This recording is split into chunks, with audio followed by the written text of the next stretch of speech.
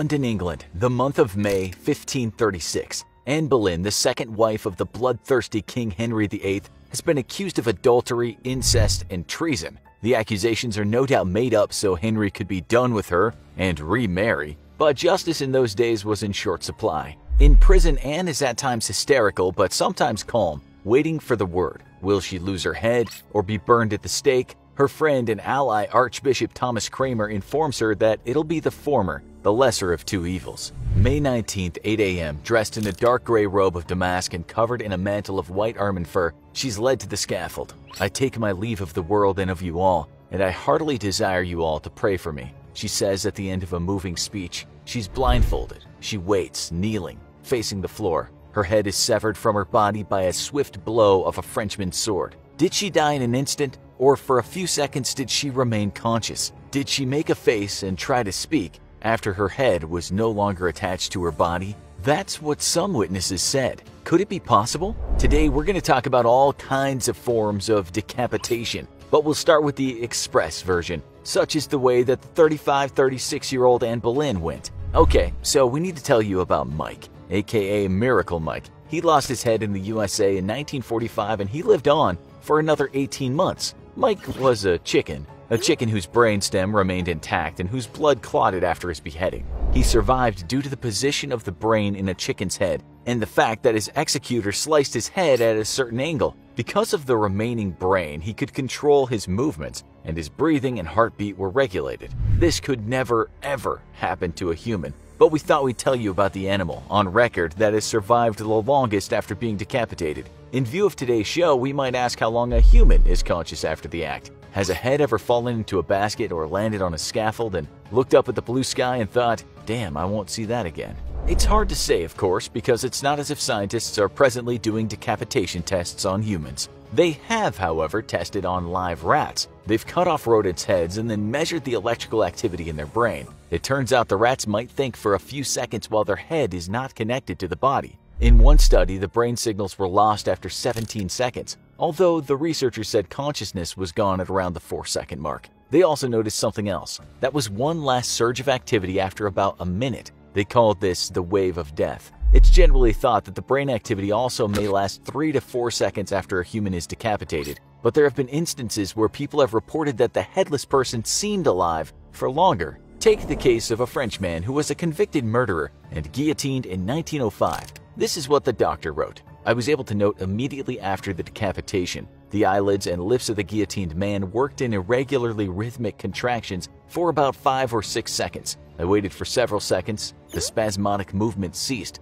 The face relaxed, the lids half closed on the eyeballs. The doctor, shocked, shouted the man's name, Longhi, only to see his eyelids open once again and look right at him for a few seconds. The question is, was that the wave of death? There are other reports of so-called lucid decapitation. One involved a car crash in the US that happened in 1989. An Army veteran saw his friend die, and not only that, his buddy had been decapitated. He later remarked, my friend's head came to rest face up and from my angle upside down. As I watched, his mouth opened and closed no less than 2 times. The facial expressions he displayed were first of shock or confusion, followed by terror or grief. If this is true, if humans can think after they lose their head, then being decapitated has to be one of the weirdest ways to die. Being beheaded by an executioner at the top of his game, someone with the right tools, may not actually be the worst way to die. But the fact is, beheading can be a very messy business. We might take, for instance, the execution of Mary, Queen of Scots on February 7, 1587.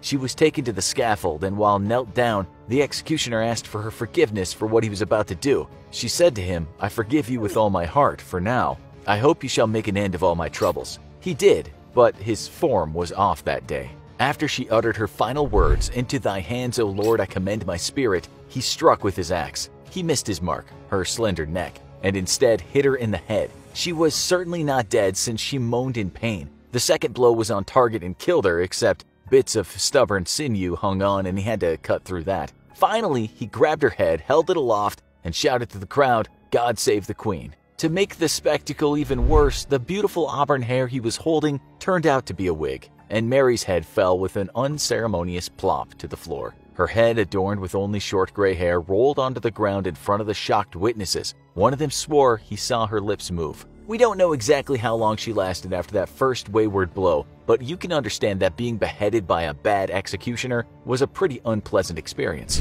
It gets worse. A lot worse. It would be an understatement to say that the beheading of Margaret Pole, the Countess of Salisbury, was a bit of a botched job. Margaret was accused of being a traitor and was locked up in the Tower of London by the prolific lady killer Henry VIII. She denied she'd done anything wrong and even scribbled a poem on her cell wall. It started, "For traitors on the block should die, I am no traitor, no, not I." The poem fell on deaf ears and off to the chopping block she went. He hacked and hacked at her neck, missing most times, sometimes hitting her in the back, sometimes hitting her head. It said it took 11 blows to finish her off. One witness later said that the person with the axe was a wretched and blundering youth who literally hacked her head and shoulders to pieces in the most pitiful manner.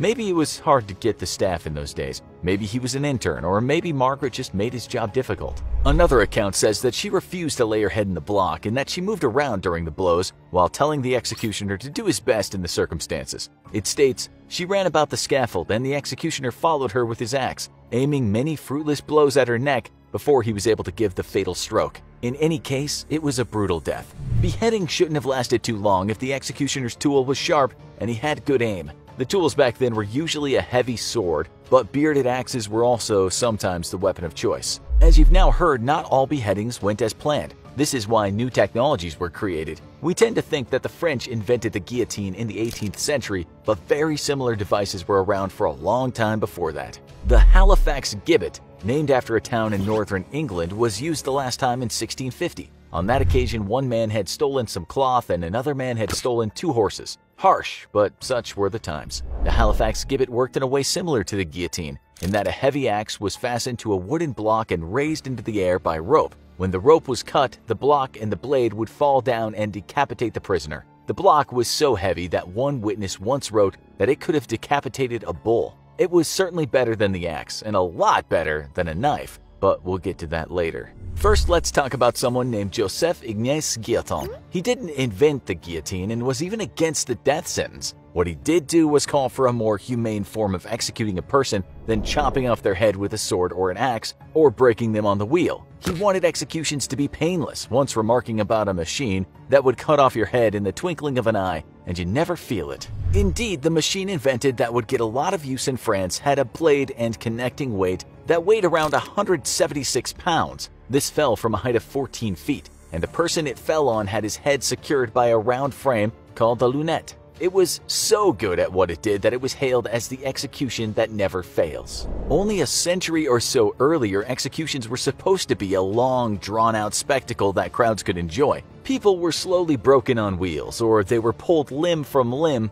by horses, and they were supposed to suffer unimaginable pain. The guillotine, or the national razor as it would be called during the French Revolution, was reliable, fast, and more humane. Believe it or not, in the 21st century there have been people that have called for the introduction of the guillotine in the US. J. Chapman, who created the 3-drug protocol in 1977 that's now used for lethal injection, said in 2007 that the guillotine was the simplest form of execution. He said, "I'm not at all opposed to bringing it back. The person's head is cut off and that's the end of it." Before that, in 1996, a Georgia state legislator named Doug Tepe tried to bring the guillotine back, but to no avail. So if you're ever in the unenviable position of having to choose between methods of decapitation, it seems the guillotine would be the way to go. There's not much chance of that though, since it was last used in France in 1977 and has never been used again anywhere else. This now brings us to the very worst form of decapitation, that of being decapitated by a knife. This much slower and way more painful process happened in Spain centuries ago,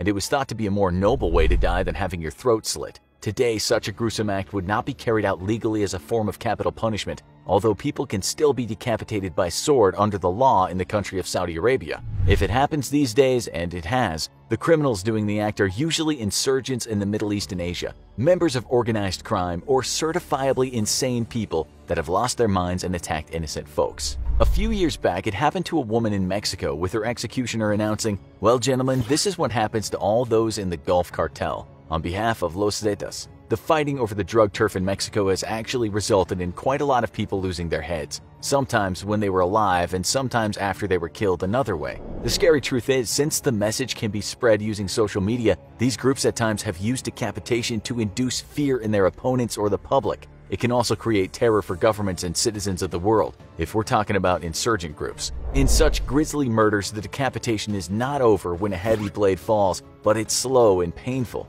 Soft tissues are first cut, then ligaments and bones that hold the neck together have to be cut with much more effort. When it happens this way, we can certainly say it is